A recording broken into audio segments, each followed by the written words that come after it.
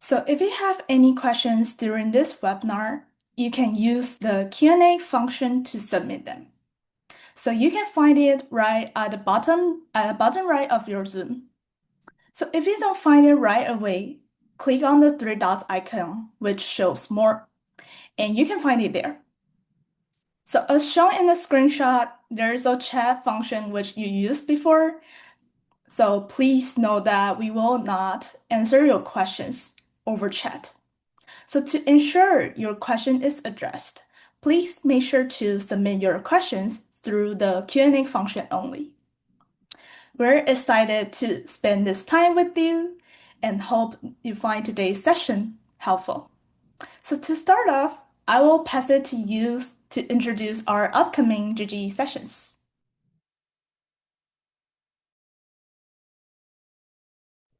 Welcome everyone. Hi, welcome to the Global Cover Experience number one. This is our first one. Today, our panelists will be sharing a lot of helpful information during today's session. If you don't have the chance to write it down, don't worry at all. As Doris talked about this, will be pre-recorded and share with you after as well. You can also find the recording of previous GTE sessions at our Global Gopher Experiences website, including many different helpful sessions that just like this one. We also happy to actually see you in the next Global Gopher Experiences next event, which is Welcome to Your Home State, Minnesota on July 8th. And specifically, there are a lot of other events that will be helpful for you and your transition to the University of Minnesota. You are welcome to actually register and check out the Global Gopher Experiences webpage to actually get your help a head start into like what our next event's going to be. And I think with that in mind, I would like to pass the floor to Marina for a quick welcome. Thank you, Youth, and for introducing the upcoming Global Gopher Experience webinars. As Youth mentioned, my name is Marina Uehara, and I use she, her pronouns. And I'm the Director for Student Engagement in our ISSS office. Like Doris mentioned, we sometimes call it ISSS, the International Student and Scholar Services Office here at the University of Minnesota Twin Cities campus. If this is your first time joining us in a webinar, I would like to be the first one to officially welcome you to the U of M as a future Global Gopher. By the way, our Gopher is our official university mascot, and that's why we dearly call you all Global Gophers. I, just like many of you joining this webinar today, and the many student leaders that are joining us in the presentation, I was an international student many years ago. And I remember what it was like to be admitted and start preparing for my trip to the United States, including traveling with two large suitcases that included what I thought would be an appropriate winter jacket. At the Welcome to Your Home State session, we will be talking about how to prepare for winter because that jacket was not enough. I'm actually from Argentina, Buenos Aires, and it isn't as cold as it is here in Minnesota. We also know that around this time, and from experience, that this is the time when students start asking about how to apply for visas and how to get ready to arrive to Minnesota.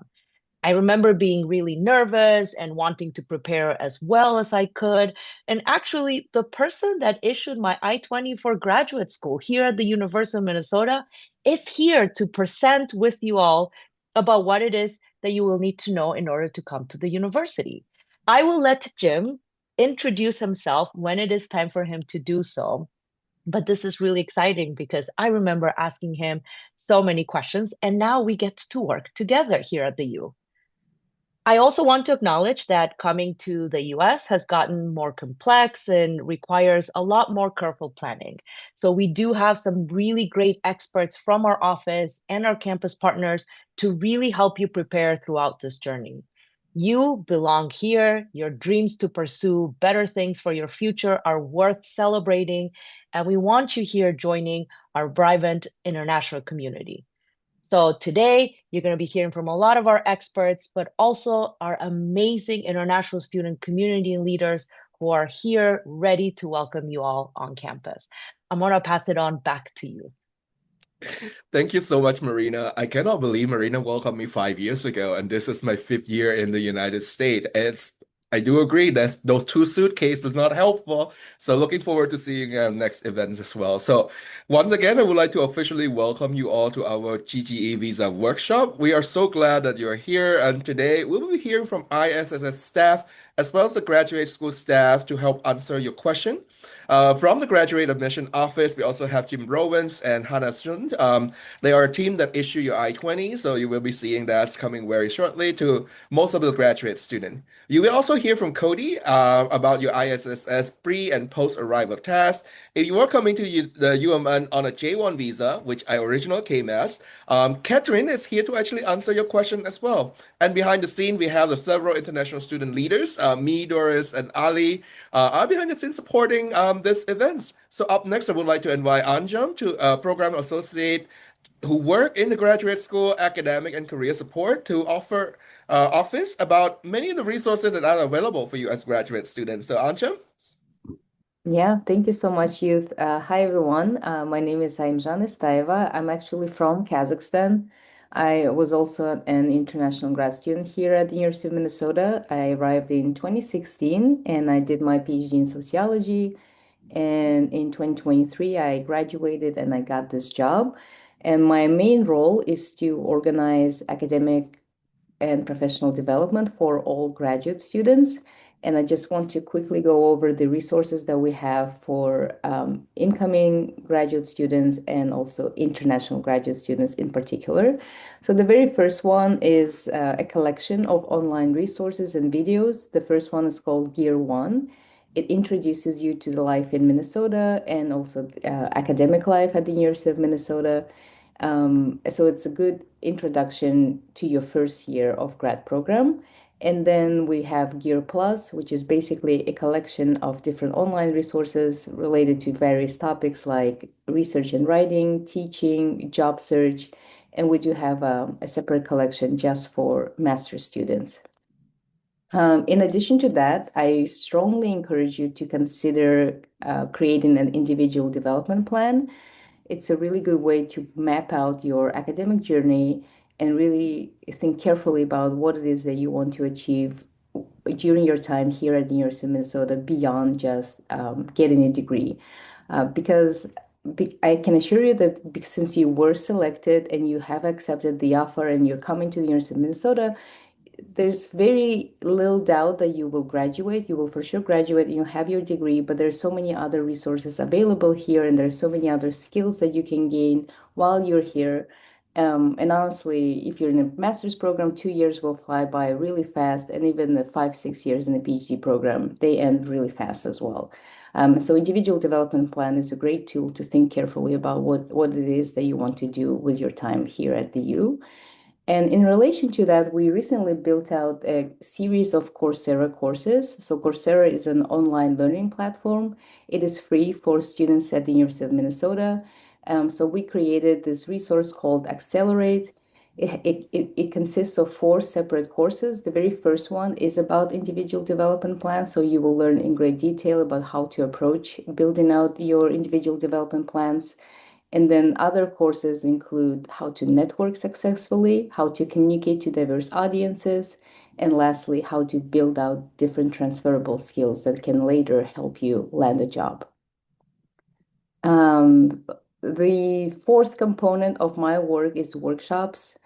That means that I organize and offer workshops to all grad students on various topics. It could be project management, it could be leadership, it can be storytelling, how to prepare your slide deck, how to write white papers and reports and blog posts, so not just academic papers. So we have different email lists, and I encourage you to sign up to them so you can stay up to date about all the workshops that we offer. And then once you arrive here and you get a little bit settled and you get used to the University of Minnesota, I really encourage you to look into this 3-minute thesis competition. It is an excellent way to polish your public speaking skills and become excellent. Honestly, there's no other way to put it, but become excellent at communicating your research in very accessible language to different kinds of people, which I think is a very important skill to have. And last but not least, we do have a programming. It's called Grad Intercom. It caters specifically to the needs of international graduate students. So we have a webpage with different resources just for international graduate students, and then we have events. And since you are incoming international grad students, I will offer 3 sessions over summer that will introduce you to the idea of how to succeed academically at the University of Minnesota, and then how to build relationships with different people that are important to your academic success, which is your advisor, mentor, and also staff at the U. And the very last one is about finding your community. So how do you build out the support network here at the U? Since all of us are so far away from home and we do need our friends here to provide that moral support so we can actually finish and, get a life after the U. So that is all I have. There are many, many links in the chat. If you have any questions about the resource that we offer, please feel free to reach out whenever. And I will pass it on to Cody. Thanks, I'm John. Hi, everybody. My name is Cody, and I work in new student check-in. For international students, there are a few tasks you have to take care of before you arrive in the US, and some you have to do after you arrive. I'll talk more about them later, but a great place to start is going to the website and claiming your account. You'll get your student ID number and your UMN email address, both of which you will use all the time. Then you will need either an I-20 if you're on an F1 visa or a DS 2019 if you're on a J1 visa. I'm going to pass it to Catherine, and she will tell you how to get one of those. Good morning, everyone. The first step of getting your visa is requesting your I-20 or DS 2019. Most international students come on an F1 visa, and a small number come on a J1 visa. If you will be an F1 visa, you will get an I-20. And if you will be on a J1 visa, you will get a DS 2019. Most international graduate students will work with Jim, Suzanne, and Hannah in graduate admissions to get their I-20. If you're a professional school student, such as public health, dentistry, MBA, vet med, LLM, or JD, ISSS will issue your I-20. If you will be a J1 student and receive a DS 2019, that will come from either ISSS or your program, such as IIE. If you are a J1 student and you're not sure who will issue your DS 2019, please email issssnew@umn.edu. I also want to acknowledge that we received some questions for the webinar today about a change of status. Each change of status situation is unique, and if you are already in the US and considering applying for a change of status to F1 or J1, please email issssnew@umn.edu to discuss the nuances of your situation. Now I will pass this to Jim to share about how to request an I-20. Hi, everyone. I'm Jim Rowan, and I'm not from ISSS. I'm from the Graduate Admissions Office. And it's our office that will issue the initial visa document to a lot of you for the students coming on an F1 visa. It's me, along with one of my colleagues that's here at the presentation today, Hannah's son, that would be the one signing and notifying you that your I-20 document is ready. And the I-20 request form is where you will show your estimate of expenses for 12 months, 2 semesters of education and 12 months of living. Then it's where you'll provide your description of your funds. This can be from personal funds or family funds. Maybe you're getting some funding from the University of Minnesota. Or you might have your home country scholarship or some other type of sponsorship that you get. Uh, your funds, obviously, that's going to have to be equal to or greater than your expenses. Sometimes when you get University of Minnesota funding, it might not cover all of your expenses, so you might have to list other sources of funding.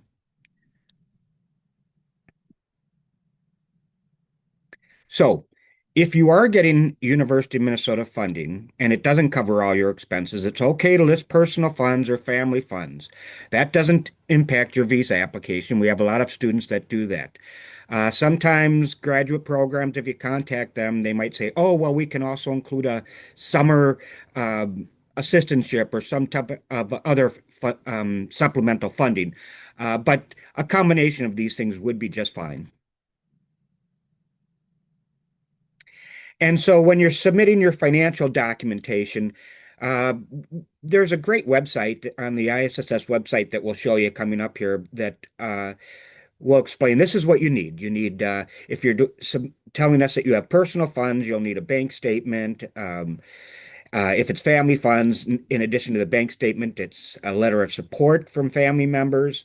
If you're getting a loan, the loan sanction letter or pre-approval letter. If it's U of M funding, you'll want to make sure you have a letter from your department that you can upload and show us when you're submitting your I-20 request. There could be other sources of funding, and you're going to have to just have those properly documented. If we have questions about it, we'll contact you. So when students are admitted, you'll be directed to your application status page where you'll have a couple of these links. One is to accept your enrollment to confirm that you do plan to come, and then there's the I-20 request form. That's the form that you would submit as you're getting ready to request your I-20, indicating your expenses and your funding.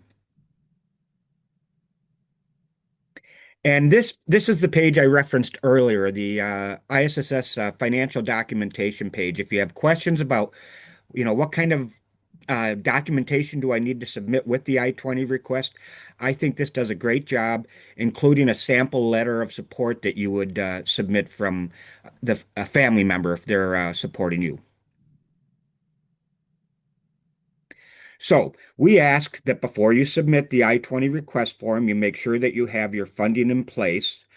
Once you submit your I-20 request form, it might be about 1 to 2 weeks of processing time before you get your I-20. Sometimes it's faster than that. I would say usually it's faster than that, but during the busiest times, that's what you might expect. When your I-20 is ready, we will email you and tell you it's available and give you a link for you to log back into the application status page where you will get a PDF of your I-20. We don't send you a hard copy by mail. Our office has an email address for questions related to all of this, gsvisa@umn.edu, gradschoolvisa@umn.edu. I'll pass that on to Catherine now. Thanks, Jim. So Jim talked about working with graduate students. If you are in a professional program such as public health, dentistry, MBA, vet med, LLM, or JD, the ISSS will issue your I-20. You will work directly with your academic program to request your I-20, and then ISSS will process it within 10 business days. ISSS uses an online portal called My ISSS, and once your I-20 is ready, you will receive an email with instructions for how to access your document. If you will attend the University of Minnesota on a J1 visa, please email ISSS@umn.edu, and we will email you the link to our e-form to request a DS 2019. ISSS will process the DS 2019 once a completed request is received, and the processing time for that is also 10 business days. DS 2019s will be emailed once they are ready. Up next, we'll talk about how to get your visa. This is what your visa will look like when it is put in your passport. It is a sticker that will fill one full page of the passport. Your visa type will also show on the visa whether it's for entry in F1 or J1 status, and it will show how many entries you have as well as the expiration date. You can find more information and resources about applying for a visa for yourself and any dependents here on our website. And I think my colleagues will put a link in the chat as well if you don't have your camera ready to scan the QR code. Once you receive your I-20 or DS 2019, review it for accuracy. You want to confirm that it matches your passport exactly. If there is a mistake or if the name on your I-20 or DS 2019 does not match your passport, please contact the office that issued your documents. After you have received your I-20 or DS 2019, the next step is to pay your I-901 fee, also called the SEVIS fee. This is a fee paid to the Department of Homeland Security. You can pay the fee at fmjfee.com. Be sure to print your receipt. Students who are born in or have citizenship in Cameroon, Ghana, Kenya, Nigeria, or the Gambia may not pay by credit card and must follow an alternate process. You can learn more about this process through study in the States. Here's a short online video of what the payment process looks like. The website will ask for your CVIS ID, which is on your I-20 or your DS 2019, your name, and your date of birth. After the payment goes through, you'll want to print your receipt for the visa interview and for entry into the United States. Visa applicants will be asked to include their social media accounts on the DS-160. Applicants will be instructed to adjust the privacy settings on all of their social media to public. We encourage you to review all accounts and check to ensure that your education, employment, and biographical information details match what you put on your visa application in the DS-160. At the end of the DS-160, you will find instructions on scheduling a visa appointment. You should schedule your visa interview at a U.S. embassy or consulate in the country of your nationality or residence, unless otherwise directed by the Department of State. We recommend that you schedule an appointment as soon as you're able after you receive your I-20 or your DS 2019. Please note that citizens of Canada and Bermuda do not need a visa and do not need to complete this step. You should always check with a consulate or embassy to see which documents they want you to bring to your visa appointment, but here's a list of documents that students commonly need. You should prepare your passport, I-20 or DS 2019, your admission letter, proof of financial support, your CVIS fee payment receipt, and your visa application forms. Your visa interview will be a very brief meeting with a consular officer. You want to be prepared to explain why you want to study at the University of Minnesota, how you are planning to pay for your study, and what your plans might be after you graduate. You should always answer truthfully. We understand that the visa interview can be stressful, so we've prepared some additional tips that consular officers have shared with us.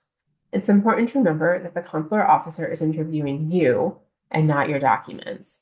You should come prepared with all of your documents, but the consular officers will likely only ask questions, or they may ask questions that are unrelated to your documents, and they may only glance at the documents. The interview will be very short, usually 5 minutes or less. And one important thing to keep in mind is that one of the goals of the interview process is to determine how prepared you are to be successful as a student in the United States.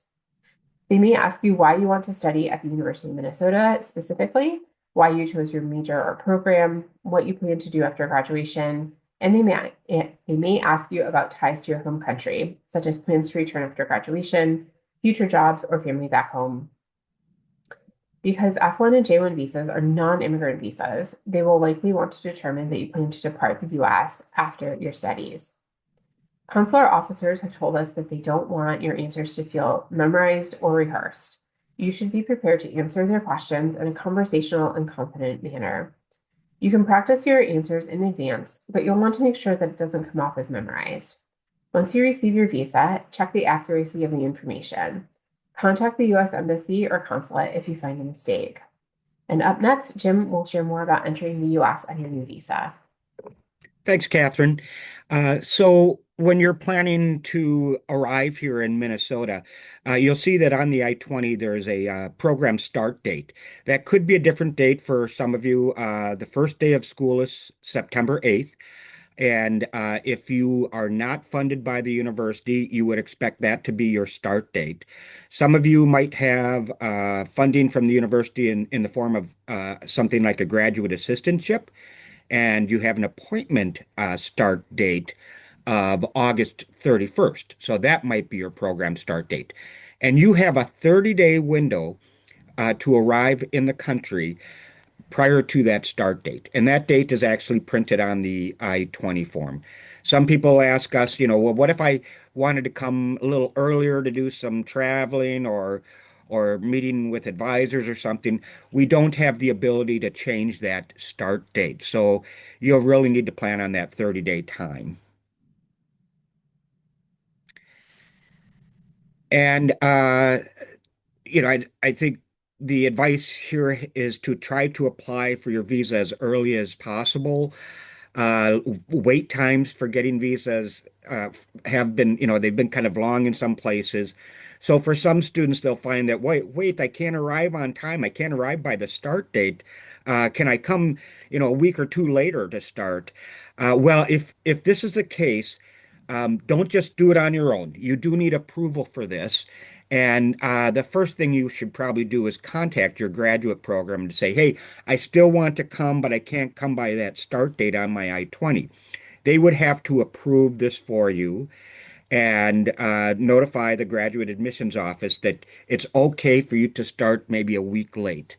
And if that's the case, the graduate admissions office actually needs to issue you an updated I-20 with a new start date on it. So you'll want that new document if you're going to come into the country late. If you're on a J-1 visa, it's the same requirements, but you would contact ISSS. And then I'll pass it back to Catherine. Thanks, Jim. When you arrive to the U.S., you will meet with a Customs and Border Protection or CBP officer at the port of entry. When you arrive, you should be prepared to answer questions about your visit to the U.S. You should present your passport, visa, I-20 or DS-2019, and sometimes the CBP officers may also ask for your University of Minnesota admission letter or proof of financial support. Although you will receive your I-20 or DS-2019 electronically, it's important that you print and sign your I-20 for your travel. Same goes for your DS-2019. CBP will not accept an electronic I-20 or DS-2019 for entry into the United States.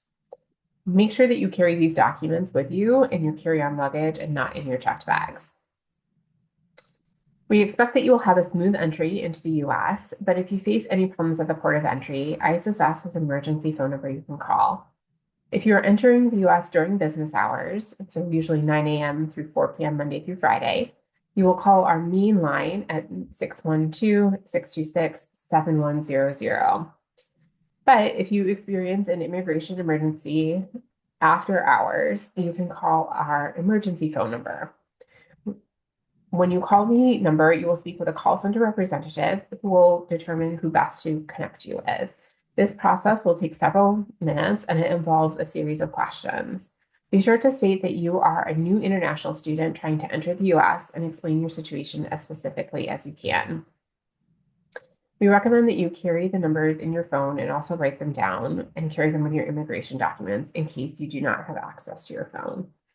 The phone numbers are here. Take a screenshot now, write them down. They're also on our website if you ever lose those. You can look for the numbers on the Contact Us page. Once you've entered the U.S., we are happy to welcome you to campus. And up next, my colleague Cody will talk to you about the requirements once you enter the U.S. Yes, that's true. Thanks, Catherine. Hi, everybody. Cody again. I told you earlier that there are some tasks to do before you arrive and some after. We created a checklist of all of these things called the New Global Gopher Required Tasks. You can see a picture of it here. You'll find it in my ISSS. This task list guides you through requirements you must complete and information you need to know as you prepare for your first semester. To ensure that these tasks get done, ISSS will place a registration hold on your account on September 2nd if you have not completed these required tasks. After September 2nd, you will not be able to register for classes or change your registration until these tasks are complete. If you complete the list before then, no problem. So my advice is to start early, be ahead of schedule, not behind. On the next slide, you can see one of the pre-arrival tasks, iPrep, or the International Student Preparation Course. This course is specifically designed for international students and gives you important information about visa regulations, academic culture, what to expect when you arrive, and more. We require that you complete the course before your scheduled orientation date. This course takes a few hours to complete, so don't save it until the last minute. This has been a lot of information, and you have questions. So next, we're going to go over some frequently asked questions. This will address some questions you might already be thinking about, and then we will answer questions that you have submitted. Remember, if you have questions in mind, you can use the Q&A function at the bottom of your Zoom screen. And if we don't get to whatever questions you have, you should definitely email us at issssnew@umn.edu. But for frequently asked questions, I believe I'm going to ask a question and Catherine is going to walk us through the answer. The first one is, what information should I put in the DS-160 visa application? Who should I put as my point of contact? Well, if you have a close family member or friend in the US, enter that person as your US point of contact. If not, you can enter the name of the person who signed your I-20 or DS-2019, along with the ISSS contact information and email address. And we'll put those in the chat. What should I put as my intended field of study? It's best to list your major as written on your I-20 or DS-2019, as that is your official university and government document. What should I put for my intended length of stay in the US? The information you enter on the DS-160 should match either your I-20 or your DS-2019.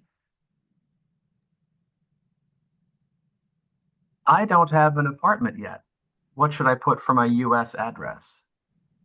If you've identified a place that you would like to live or have applied for housing, you may enter that address on the DS-160, even if the housing is not confirmed yet. If you have not started researching your housing yet, and I would highly encourage you to start, it can take a while to find housing here in the US.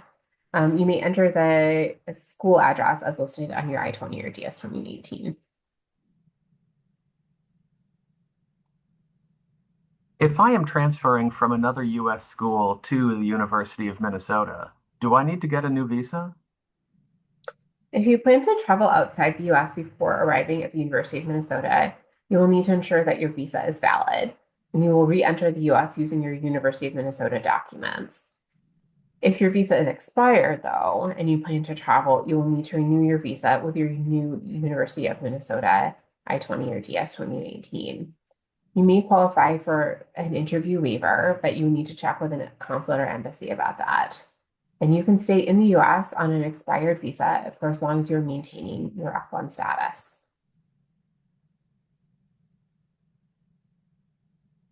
Your visa also remains valid even if the institution name has changed. So for those of you who are transferring and have a valid visa, also keep that in mind. What should I do if there's not a visa appointment available before the start date listed on my I-20 or DS-2019? We encourage you to check the visa appointment availability at your nearest consulate or embassy regularly, as appointment slots may open up unexpectedly. Maybe there's a cancellation, or the consulate or embassy has added some additional capacity, for example. You can also try requesting an emergency or expedited visa appointment if they're available at your nearest consulate or embassy. Many students have been successful in obtaining emergency visa appointments in previous terms, but they are not available in all cases. I would encourage you to check the website of your nearest embassy or consulate for more information about the emergency visa appointments, as the timeline for making the request and the availability of those appointments varies. Often these appointments are only available 30 to 60 days before the program end date listed on your I-20 or DS-2018.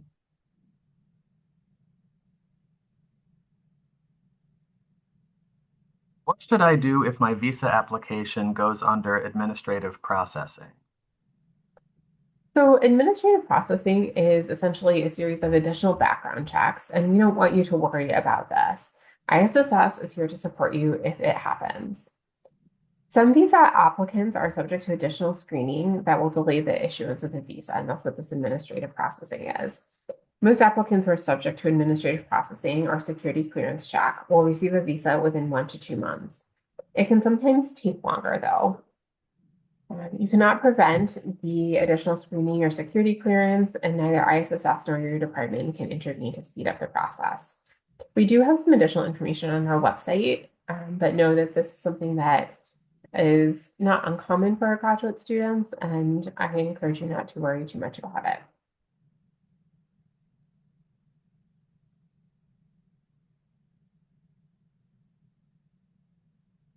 Great, great, great. Well, those hopefully answered some questions you already have in mind, but we also have questions that you have submitted, and we will cover those now. Remember, if you have questions that we haven't addressed yet, you can use the Q&A function in Zoom. And also, you can email us. You can see our email address there. Email us if you have a question that is specific to your situation instead of the student experience in general. So to begin, let's start with this question. Someone asks, in my I-20 request, I've put my current passport information, but I will be getting a new passport soon. Will that be an issue? No, that's not an issue unless there is a change to something, a change to your passport in the key biographical information. So if the passport reflects a change in your name, date of birth, or something similar, please get in touch with us to make sure that we can ensure that your I-20 or DS 2019 reflects the correct information.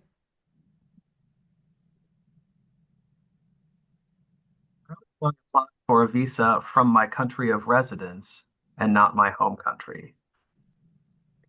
So there are limited circumstances in which students can apply for a visa from their country of residence or from a country outside of their, or excuse me, from a country that is not their country of citizenship. If you're living in another country and the US has a diplomatic presence there, you should be able to apply without too much of an issue. I would encourage you to go ahead and check with the local consulate or embassy and see if they have any additional advice. It should be the same process as applying in your home country, except it's just a different address that you're showing up to with a visa appointment.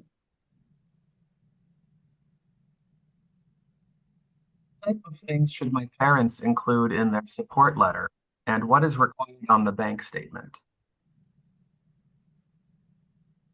Jim, would you like to take that question? Sure. There was a slide earlier that hopefully will help answer that. And I really would like to refer you to the ISSS website that explains what is needed with your financial documentation. There is a sample letter of support that you could take a look at that would be something like your parents, or if it's your parents that are helping you with the funding, that they would submit. And the requirements for your bank statements, they have to be a recent bank statement, liquid funds, uh, the type of documentation you could show where at a visa appointment, they can clearly see these funds are available to you. Anything to add, Catherine? Nope, I think that was a great answer, Jim.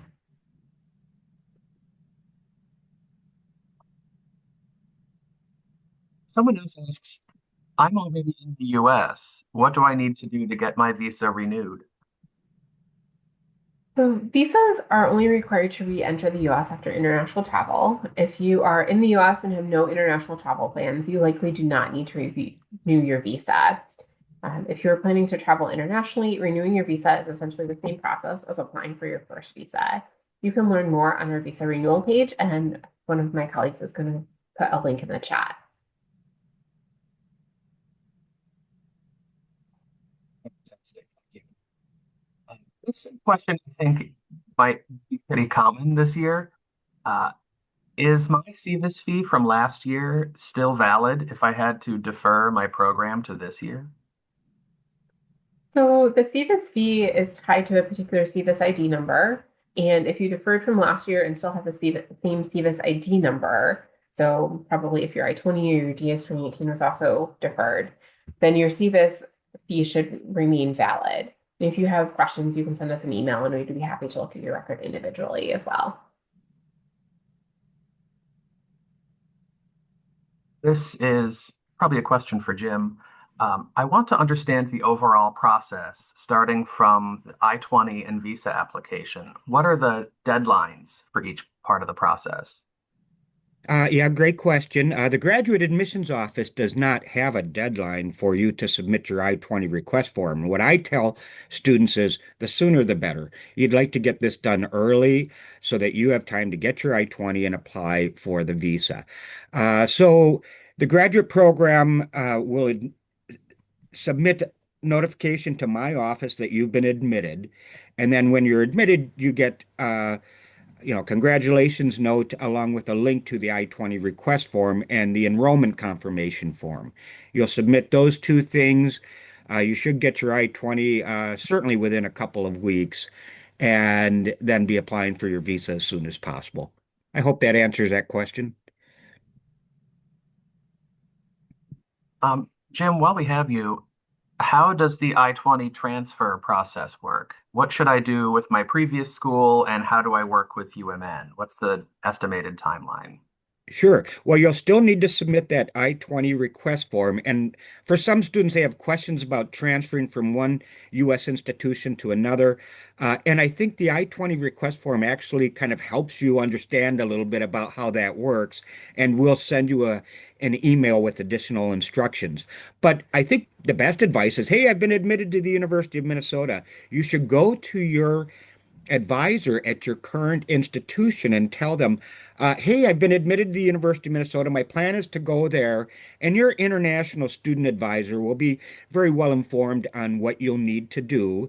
And you'll be selecting a transfer release date, which will typically coincide with the last day of your instruction at your current institution, or maybe if you're on OPT at the last day of OPT.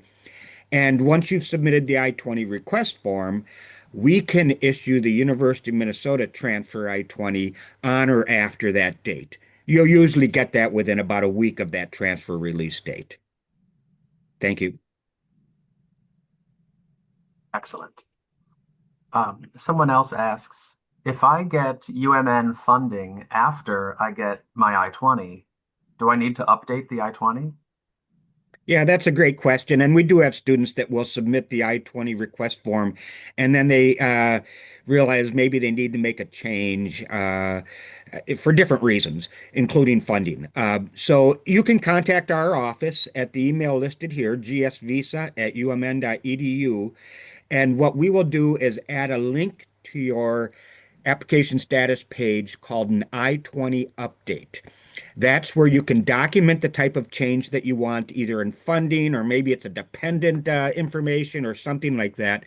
This way, we have things all properly documented and can get you into our queue to be able to get your I-20 updated. Usually, if it's just maybe a small funding change, we will be able to make that change quickly and we'll notify you. Your SEVIS number doesn't change. Nothing else on your I-20 will change except for that bit of funding information you've asked us to change.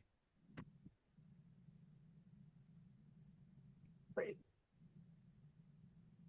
Someone asks, for someone in Nigeria who got admission, how would you advise they proceed in respect to the ban? Sure. Thanks, Cody. I noticed that this question or variations of it came through a couple of times in the pre-submitted questions and again today. Right now, there are restrictions on travel to the US for 39 different countries. And that includes Nigeria. These restrictions, there was a group that was put into place in June of last year, and then another one that was put into place in December. And we have not seen much success in students being able to get a visa if their country of citizenship is on these lists. There are some exceptions for students who have dual citizenship, but if, for example, you only have citizenship in Nigeria, that means that it's going to be very, very challenging for you at this point. We have not really seen exceptions to that. It's possible that something will change. We have seen a lot of very quick changes under the current federal administration here in the US. And so we would be happy to support you in issuing an I-20 or a DS 2019 and seeing what we can do to welcome you to the University of Minnesota. That being said, I think there's a very, very high likelihood that a visa would be denied. And so I would also encourage you to explore alternate options. And that might include online degree programs from the University of Minnesota. So if that is something that you're interested in exploring, you could certainly work with your department. You could work with graduate admissions or ISSS to figure out what might be the right choice for you and what alternate options you could have for this fall if getting a visa doesn't work out for you. And we would love to welcome you to the University of Minnesota family. I know that it's really hard to it could be really hard to consider a change to your plans, but I also want to be realistic and make sure that you have the information that you need now to make a good choice for yourself for the fall. Excellent. Thanks, Catherine. You have probably noticed there is a common theme in our answers, which is if you need information, email us. Stay in touch with us as much as you need to, and we can keep providing information as things develop. Someone here asks, I recently read that having a hold on my U account may prevent me from registering for classes. Currently, I have a hold indicating that I need to submit transcripts from a previous school. However, my plan is to bring these documents with me and have them reviewed in person when I arrive on campus. I would like to understand whether this hold would prevent me from registering for classes or if there's any flexibility there. Yeah, that's a great question.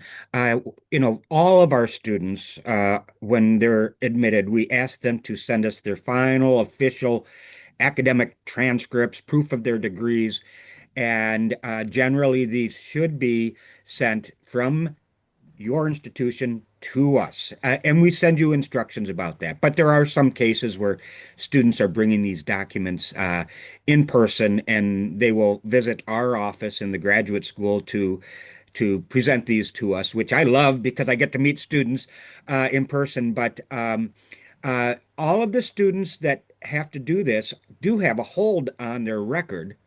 But, and big but here, it does not impact your registration until the second semester. So that gives you time over the summer into the fall to get us this proper documentation before we would stop registration.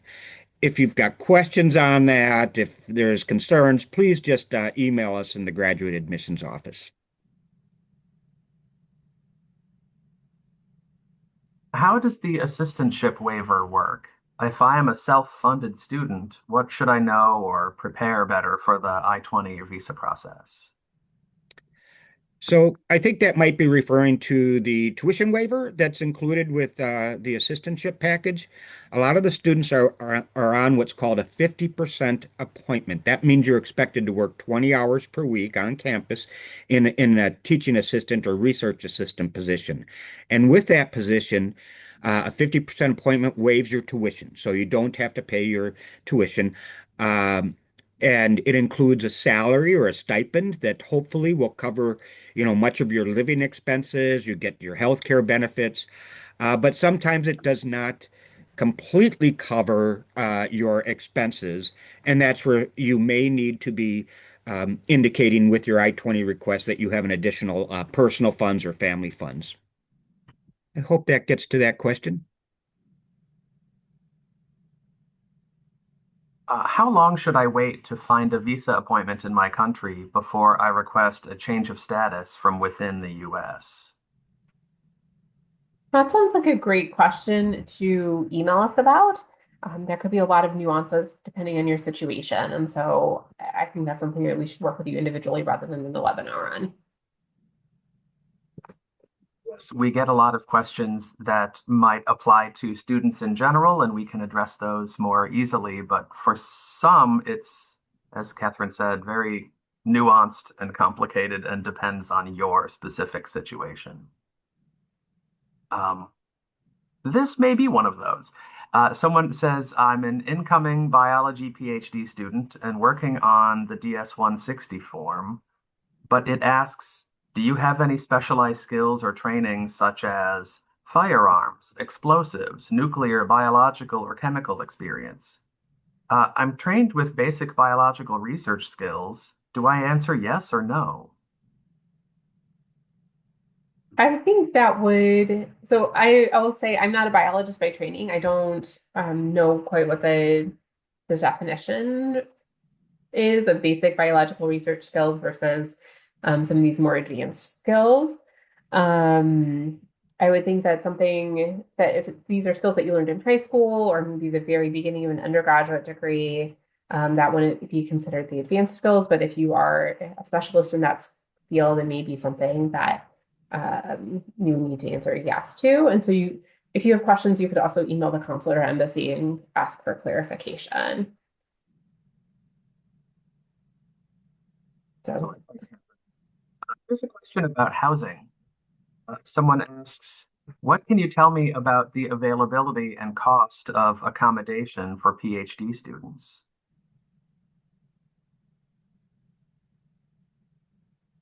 Youth or Ali, do you want to touch on that? Yeah, I think I can actually start with that. Well, first of all, don't forget we have a session on housing and off-campus housing on July 22nd. So feel free to join us on that time when we will definitely share more. But as of right now, the University of Minnesota off-campus housing also they have a lot of good available options. I myself live in CSCC, the Escomo Student Community Cooperative. The cost of living here is that the two-bedroom is cost around 1,200. So oftentimes you'll be finding a roommate to six. So you're actually expected to pay 600 to 800 per month as graduate students for the housing. If you come with family, those two the co-op are a good option for you to have as it actually have multiple type of housing that will be fitting that interest as well. Ali, anything to add on to that?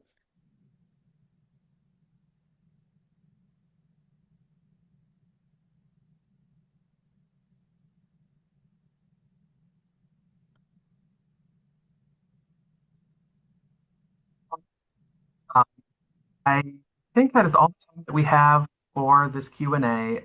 Again, remind you if we didn't get to your question or your question is so specific to your situation, email us. You are new students, so that would be at issssnew@umn.edu, and we will answer your questions as quickly and accurately as we can.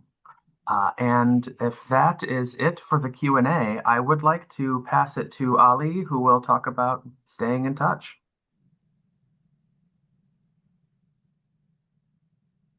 And I think Ali's microphone is not working. So Youth, would you be able to do the sharing?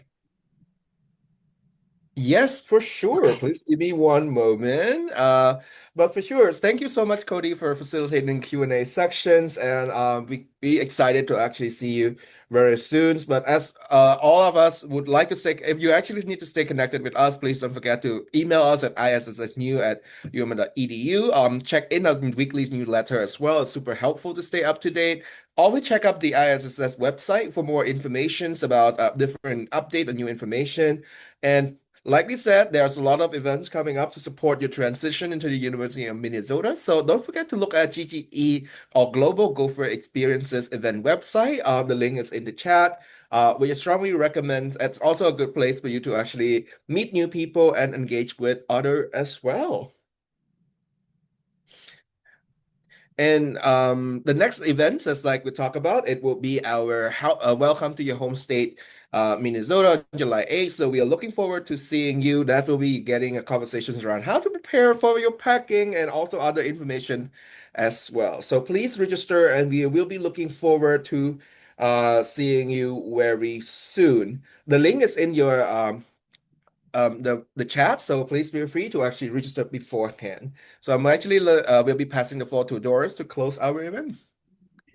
Thank you all so much. Again and again, welcome to the University of Minnesota. And that wrap up our session. So thank you so much for joining us. And we will end our session with a Goldie video. The whole video will be 4 minutes long. So you can either stick with us or if you like to. So otherwise, feel free to leave the session. And we will see you in our next session. Thank you, everyone.